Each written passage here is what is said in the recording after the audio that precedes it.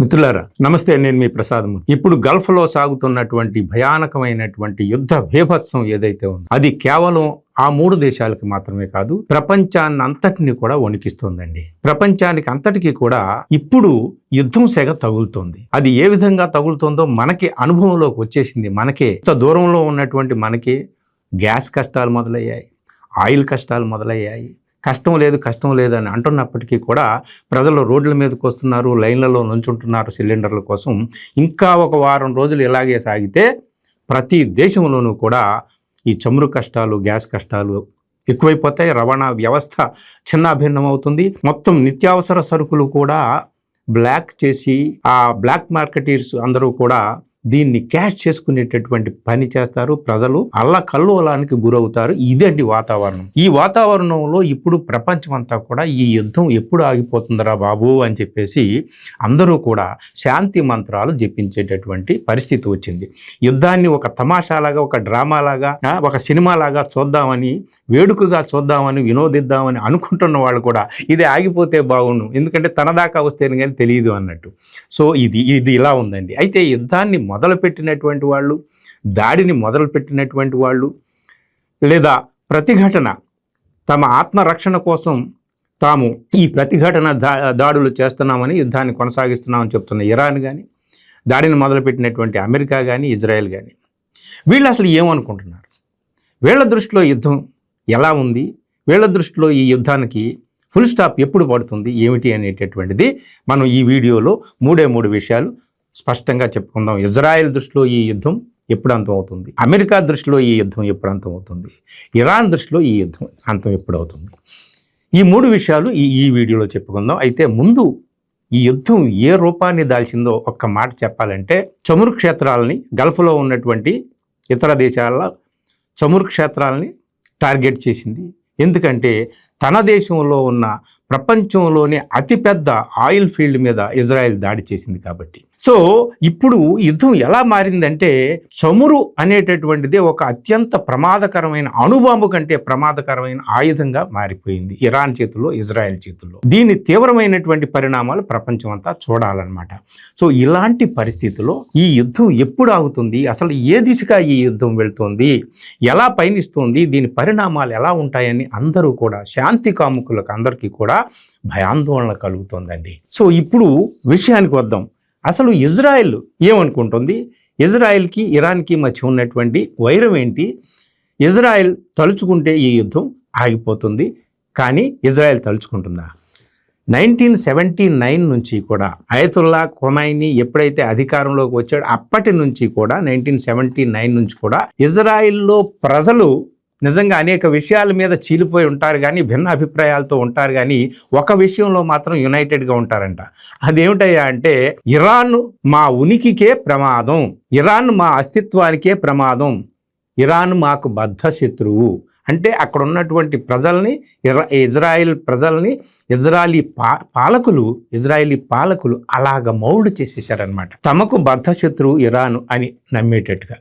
So ఎందుకు మరి Israeli పాలకులు ఏం చెప్తున్నారయ్యా అంటే, ఇరాన్ తీవ్రవాద సంస్థలు లేదా ఉగ్రవాద సంస్థలు, టెర్రరిజాన్ని పెంచి పోషిస్తుంది. హౌతీలు కానీ, హెజ్బుల్లాలు కానీ, హమాస్ కానీ, ఇట్లాంటి వాళ్ళు అందరూ కూడా మా దేశాన్ని నాశనం చేయడం కోసమే ఇరాన్ పెంచి పోషిస్తుంది. అలాగే ఇరాన్ అణు కార్యక్రమాలు చేస్తుంది, అణుబాంబులు తయారు చేస్తుంది. సో మొత్తం రీజనల్ యూనిటీకే, మొత్తం ఆ రీజనల్ బ్యాలెన్స్కే, రీజనల్ ఎగ్జిస్టెన్స్కి ముప్పు తెచ్చేటటువంటి పనులు అన్నీ కూడా ఇరాన్ చేస్తుంది. కాబట్టి ఇరాన్ అక్కడ పాలకులు మారిపోవాలి, వేరే పాలకులు రావాలని చెప్పి చెప్తున్నారండి. ఇది కాబట్టి ఇరాన్ ఇజ్రాయిల్ దృష్టిలో యుద్ధం ఎప్పుడు అంతమవుతుందాయా అంటే, ఇరాన్ సర్వనాశనం అవ్వాలంటే అక్కడ ఉన్నటువంటి ఈ గవర్నమెంట్ టాప్ ఆర్డర్ లీడర్షిప్ ఏదైతే ఉందో కంప్లీట్గా స్మాష్ అయిపోవాలి, కంప్లీట్గా తుడిచిపెట్టుకుపోవాలి. అక్కడ వీళ్ళ కీలు బొమ్మ ప్రభుత్వం అక్కడ రావాలి. అది ఇజ్రాయెల్ చెప్తున్నది. ఎందుకంటే ఇజ్రాయెల్ ఇరాన్లో ఈ విధమైనటువంటి పాలకులు ఉన్నంతకాలం, అక్కడ మతరాజ్యం చలామణి అవుతున్నంతకాలం వాళ్ళు అణుబాంబులు తయారు చేస్తారు, ఉగ్రవాదాన్ని ప్రేరేపిస్తారు, మొత్తం రీజనల్ అస్తిత్వానికి దెబ్బతీస్తారు, ప్రపంచం అంతా కూడా అల్లకల్లోలం అవుతుంది వాళ్ళని చెప్తున్నారనమాట. కానీ అసలు విషయం ఏమిటయ్యా అంటే, హిడెన్ కాజ్ ఒకటి ఉంటుంది. ప్రతిదానికి. నాయకులు పైకి చెప్పేది ఒకటి, లోపల ఉండేది ఒకటి. అసలు హిడెన్ ఎజెండా ఏమిటాయంటే ఇజ్రాయెల్ది మిడిల్ ఈస్టులో నెతన్యాహు చేతుల్లోకి ఆధిపత్యం రావాలి, మిడిల్ ఈస్టులో శత్రుశేషం లేకుండా చేసేసుకోవాలి. సో ఇరాన్ తనకి ప్రధానమైనటువంటి శత్రువు కాబట్టి ఇరాన్ని తుడిచిపెట్టాలి. ఇరాన్ దేశాన్ని మొత్తం ప్రపంచ చిత్రపటం నుంచి మాయం చేసేయడం వీలు కాదు. అంటే అక్కడ తమకు వ్యతిరేకంగా ఉన్నటువంటి స్వయం ప్రతిపత్తితో పనిచేసేటటువంటి వాళ్ళు ఇండిపెండెంట్గా ఆలోచించేటటువంటి లీడర్షిప్ ఉండకూడదు, మా మీద డిపెండ్ అయి ఉండేటటువంటి లీడర్షిప్ అక్కడ ఉండాలి అని. అది అండి అంటే గల్ఫ్లో ఏకఛత్రాధిపత్యాన్ని నెతన్యాహు సాధించడం అనేటటువంటిది హిడెన్ ఎజెండా నెరవేరాలంటే యుద్ధం ఎప్పటి వరకు కొనసాగాలి?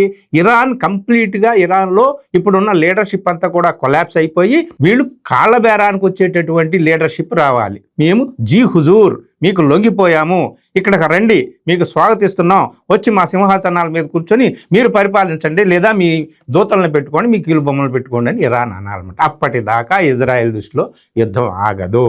నెక్స్ట్ అమెరికా కదా ఈ దాడి ప్రారంభించింది. అమెరికాకి కూడా 1979 నుంచే ఇరాన్తో ఇబ్బందులు. అక్కడ ఉన్నటువంటి ప్రభుత్వం, అమెరికా ప్రభుత్వాలు ఎన్ని మారినప్పటికీ కూడా ఇరాన్తో అప్పటి నుంచి కూడా 1979 నుంచి ఐతుల్లా ఖొమైనీ వచ్చిన దగ్గర నుంచి కూడా వాళ్ళకి అక్కడ అమెరికా పప్పులు అక్కడ ఉడకటం లేదు అనమాట. అక్కడ అమెరికా వాళ్ళు కూడా చెప్తున్నది ఇదే, ఇరాన్ తీవ్రవాద సంస్థలను పెంచి పోషిస్తుందని, అక్కడ అణుబాంబులు తయారు చేస్తుందని, అణు కార్యక్రమాలు తయారు చేస్తుందని చెప్పి అక్కడ ప్రాంతీయ పెత్తనాన్ని సాధించడం కోసం ఇరాన్ ఇదంతా చేస్తుందని చెప్పేసి అమెరికా చెబుతూ వచ్చిందనమాట. వాస్తవంగా చూస్తే అమెరికాకి ప్రత్యక్ష ప్రమాదం ఏది ఇరాన్తో లేదు, కానీ ఇక్కడ కూడా ఒక హిడెన్ ఎజెండా ఉంటుందన్నమాట. ప్రతిదానికి చెప్పుకున్నాం కదా, అమెరికాకి ఉన్న హిడెన్ ఎజెండా ఏమిటాయా అంటే గల్ఫ్లో ఆయిల్ పెత్తనం అంతా కూడా తన చేతుల్లోకి రావాలి. తన చేతుల్లోకి రావడం అంటే డైరెక్ట్గా కాకపోయినా అక్కడ నెతన్యాహు చేతుల్లోకి పెట్టేస్తే, నెతన్యాహుని అక్కడ తిరుగులేని రాజుని, మకుటం లేని మహా చక్రవర్తిని గల్ఫ్లో చేసేస్తే, నెతన్యాహు చేతుల్లోకి వచ్చేస్తే తన పప్పులు అక్కడ ఉడుకుతాయి. సో అక్కడ చైనాకి, రష్యాకి, ఇలా ఇతర తమను ఎదిరించి నిలబడేటటువంటి, తమను ఢీకొని నిలబడేటటువంటి కొన్ని సామ్రాజ్యాలు, దేశాలు ఉన్నాయిగా, చైనా లాంటి, రష్యా లాంటి దేశాలు. అలాంటి వాటికి కూడా ఆయిల్ వెళ్లకుండా తన దయాదాక్షిణ్యాలతో, అంటే ట్రంప్ లాంటి అమెరికా దయాదాక్షిణ్యాలతో అక్కడి నుంచి ఒక చమురు చొక్క వెళ్ళాలన్నా ఇతర దేశాలకి తమ దయాదాక్షిణ్యాల మీద వెళ్ళాలన్నమాట. అమెరికా హిడెన్ లక్ష్యం ఇది, హిడెన్ టార్గెట్ ఇది. పైకి మాత్రం ఇరాన్ గురించి అక్కడ డెమోక్రసీ లేదు, అక్కడ అణు కార్యక్రమాలు చేస్తున్నారు, అది ఇది అని చెప్పేసి. యాక్చువల్గా అక్కడ నిజంగా అణుబాంబులు చేస్తున్నారా లేదా అనేది ఈ పాటికి ఉంటే ఈ పాటికి బయటకు వచ్చేది. ఏది ఏమైనప్పటికీ అమెరికా చెబుతున్నది అది. ఇప్పుడు అమెరికా కూడా చమురు క్షేత్రం ఇరాన్ మీద, ఇజ్రాయెల్ ఎప్పుడైతే ఇరాన్లో ఉన్నటువంటి సౌత్ పార్స్ అనేటటువంటి వరల్డ్ బిగ్గెస్ట్ ఆయిల్ ఫీల్డ్ మీద ఎప్పుడైతే దాడి చేసిందో అమెరికా కూడా కొంచెం ఇరకాటంలో పడింది. ట్రంప్ కొంచెం అయోమయంలో పడ్డాడు, ఏంట్రా మన చేతులు అమెరికా చేతులు దాటి ఎప్పుడో పోయింది యుద్ధం. సో అమెరికాలోనే వ్యతిరేకత వస్తుంది. రేపొద్దున మిడ్ ఎలక్షన్స్ వస్తున్నాయి అమెరికాలో. సో తమ పార్టీకి కానీ ఏమాత్రం దెబ్బతింటే ట్రంప్ అస్తిత్వానికి దెబ్బ పడేటటువంటి అవకాశం ఉంది. అందుకనే ట్రంప్ కొంచెం అయోమయంలో ఉన్నాడు. ఏదేమైనప్పటికీ కూడా అందరూ కూడా ట్రంప్ కూడా మేకపోతు గాంభీర్యాన్ని పాటిస్తున్నాడు. తన హిడెన్ లక్ష్యాన్ని సాధించుకోవాలంటే ఇరాన్లో ప్రస్తుతం ఉన్నటువంటి టాప్ ఆర్డర్ లీడర్షిప్ కానీ, ఈ ఖమైనీ ఎవరైతే ఇప్పుడు తాజాగా సుప్రీం లీడర్గా ఎన్నుకోబడ్డాడు ముజ్తబా ఖమైనీ, అతను కూడా ఉండకూడదు, వాళ్ళ ఆనవాళ్లే ఉండకూడదు, వీళ్ళ ప్రభుత్వం అక్కడ ఉండాలనేటటువంటిది ఇదనమాట. అంటే అప్పటి వరకు కూడా అమెరికా ఆగదు. పైకి ఎన్ని చెప్తున్నా, ఇక యుద్ధాన్ని ఆపాలంటే అమెరికా కానీ ఇజ్రాయెల్ కానీ లొంగాలి. వాళ్ళేమో వాళ్ళ హిడెన్ ఎజెండాలు నెరవేరాలంటే అప్పటిదాకా యుద్ధం కొనసాగుతూనే ఉంటుంది. హిడెన్ ఎజెండా ఏమిటాయా అంటే అక్కడ ఇరాన్లో ప్రస్తుతం ఉన్నటువంటి ప్రభుత్వం అంతా కూడా దిగిపోవాలనేటటువంటిది. ఇక ఇరాన్ దగ్గరికి వద్దాం. ఇరాన్ అసలు ఎంతకాలం పోరాటం చేస్తుంది? తన దగ్గర ఎంత ఆయుధ సామగ్రి ఉంది? ఎప్పుడు సాహసవంతులైనటువంటి యువకులు ఉండొచ్చండి. IRGC లాంటి సంస్థలు ఉన్నాయి కదా, IRGC Islamic revolutionary guards crops.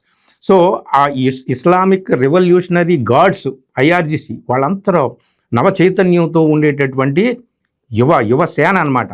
So వాళ్ళు నిన్నగాక మొన్న కూడా వార్నింగ్ ఇచ్చారు, వాళ్ళు మా దేశాన్ని మీరు నాశనం చేయొచ్చు, కానీ చూడండి ఈ ప్రపంచంలో మీరు ఎక్కడ దాక్కున్నా సరే వెతికి ఏరి మిమ్మల్ని చంపి తీరతామని చెప్పి వాళ్ళు వార్నింగ్ ఇస్తున్నారు. ఇది ఇప్పుడు ఇరాన్ ఏం చేస్తుంది, ఒకవేళ ఇరాన్ లొంగిపోతే, ఇరాన్ కాళ్ళబేరానికి వస్తే యుద్ధం ఆగిపోతుంది. సో ఇరాన్ మేము రామంటున్నారు. 10 సంవత్సరాలైనా పోరాడడానికి మా దగ్గర ఆయుధాలు ఉన్నాయని అంట. ఆ ఇరాన్ దగ్గర ఏమున్నాయి, తుప్పు పట్టిన పాతకాలపు మిసైల్స్ను, డ్రోన్లు అని చెప్పి ట్రంప్ అంటున్నాడు. ఇప్పుడు అత్యాధునికమైనటువంటి మిసైల్స్తో ఇరాన్ దాడి చేయడం మొదలుపెట్టింది. ఖతార్లో అతిపెద్ద గ్యాస్ ఫీల్డ్ మీద దాడి చేసిందే. సో దీంతో అందరికీ కూడా చాలా భయాలు పట్టుకున్నాయన్నమాట. ఏం జరుగుతుంది ఏమిటి అనేటువంటి ఎవరి చేతుల్లోనూ లేదు. ఇరాన్ ఏమో మేము లొంగేదే లేదు, మాకు అన్కండిషనల్గా మాకు మీరు కొన్ని హామీలు ఇవ్వాలి. ఒకటి ఏమిటయ్యా అంటే, ఇరాన్ పెట్టేటటువంటి కండిషన్ ఏమిటయ్యా అంటే, మాకు జరిగినటువంటి నష్టాన్ని మీరు పూడ్చాలి, అంటే నష్ట పరిహారం ఇవ్వాలి. ఏ నష్టానికి ఏ పరిహారం ఇస్తారు అమెరికా, ఎలా ఇస్తారు? చనిపోయిన లీడర్స్ని తీసుకొస్తారా, లేకపోతే ఏ విధమైనటువంటి నష్టపరిహారం ఇస్తారు? ఇంకా ఎప్పుడూ మా మీద దాడి చెయ్యము అని చెప్పి మీరు భరోసా ఇవ్వాలి. ఎందుకంటే 2 సార్లు శాంతి చర్చలు జరుగుతూ ఉండగా మీరు దాడి చేశారు. జూన్లో ఇరాన్ అణు కార్యక్రమాల సైట్ మీద దాడి చేశారు. నెతన్యాహు దాడి చేయించాడు, అమెరికా బాంబులు కురిపించింది. ఇదంతా కూడా మాకు ఈ అనుభవాలు ఉన్నాయి కాబట్టి మేము లొంగేదే లేదు అని చెప్తున్నారు. అయితే ఇప్పుడు ఇరాన్ స్ట్రాటజీ ఏమిటి అంటే, ఈ యుద్ధంలో ఇరాన్ నెగ్గుతుందా లేదా అనేటటువంటిది కాదు. ఈ యుద్ధం ఆగాలంటే ప్రపంచం మీద ఒత్తిడి తీసుకురావాలి. నాటో దేశాల మీదే కాదు, సమస్త ప్రపంచ దేశాల మీద ఒత్తిడి తీసుకురావాలి. ఒత్తిడి తీసుకురావడం అంటే ఏ విధంగా తీసుకొస్తుంది? చమురు క్షేత్రాలని ధ్వంసం చేయడం ద్వారా ప్రపంచానికి అంతటికీ కూడా ఆయిల్ కష్టాలు, గ్యాస్ కష్టాలు మొదలవడం వల్ల, అయ్యా మహాప్రభు ట్రంప్ మహాశయ, నెతన్యాహు మహాశయ, మీరు ఆపండి నాయన, ఈ ప్రపంచం అంతా కూడా చాలా కష్టాల్లో పడిపోయేలా ఉందని మీరు వరల్డ్ కంట్రీస్ మీద ప్రెజర్ తీసుకొస్తే, అప్పుడు వాళ్ళు వెళ్ళి ట్రంప్ దగ్గర, నెతన్యాహు దగ్గర కూర్చొని యుద్ధాన్ని ఆపిస్తారని చెప్పి ఇరాన్ ప్లాన్ అన్నమాట, ఇరాన్ వ్యూహం. సో ఇరాన్ తనకు తాను లొంగటం లేదు, ట్రంప్ని నెతన్యాహుని లొంగేటట్టుగా చేయాలంటే తన దాడులు గల్ఫ్ దేశాల మీద, చమురు క్షేత్రాల మీద, అన్ని ఎకనామిక్ కేంద్రాల మీద, అన్నిటి మీద కూడా దాడి చేయాలి, గల్ఫ్ని అతలాకుతలం చేయాలి. అప్పుడే వెళ్ళండి.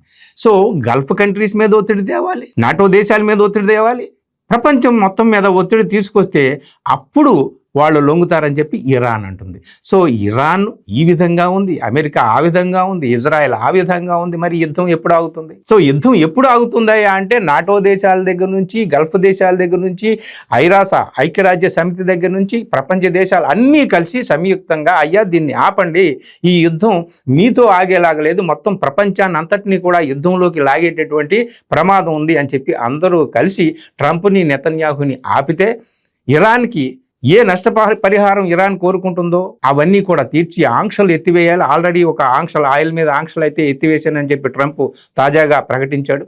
ఆ ఆంక్షలన్నీ ఎత్తివేయాలి. ఇవన్నీ కొన్ని లేటెస్ట్ షరతులు ఏమున్నాయో వాటికి ఆమోదించి శాంతి ఒప్పందాలు చేసుకుంటే తప్ప ఈ ప్రపంచంలో ఈ యుద్ధం ఆగదు. లేకపోతే యుద్ధం కేవలం ఇజ్రాయెల్కి, అమెరికాకి, ఇరాన్కి మాత్రమే పరిమితం కాదు.